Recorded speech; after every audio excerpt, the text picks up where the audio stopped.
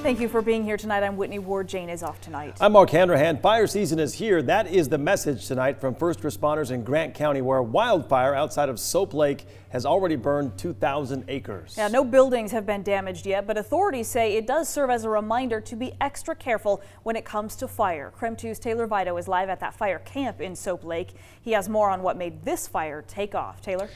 Well, guys, you know, it's not terribly warm here in Soap Lake right now. It certainly feels very spring-like, but last night it was abnormally high winds that fueled this fire.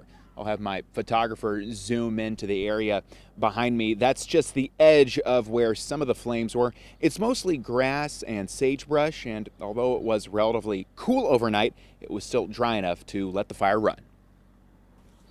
Some of the smoke is still there. From her backyard, As far down as you can see, we saw flames. it feels as if Victoria Dobesh is counting her blessings. Yesterday, she saw just a slight bit of fire in the distance when The police officer came up and he said, "We're giving you guys about 15 minutes to evacuate your property. There's a fire." so Dobesh got out, at one point shooting this video on her phone. I lost it. I thought, oh, for sure.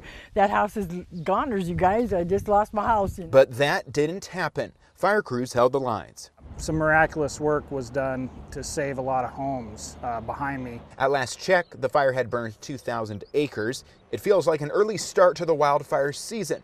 But to that, fire experts say It's becoming the new normal.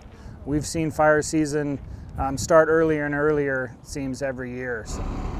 now it hadn't been terribly hot in Soap Lake either. So why such a quick fire? Crews tell us it was still dry enough.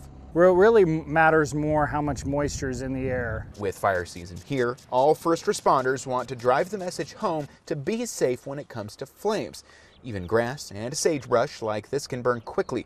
It's just a good thing crews were near Dobesh's place to stop the flames. I don't know what happens after your house burns down, but I'm really glad it didn't. And those evacuation orders have, of course, been lowered today. At the height of it, around 30 people were affected by those. As for the cause of the fire, that's still under investigation as of this hour. Reporting live in Soap Lake, Taylor Vito, KREM 2 News.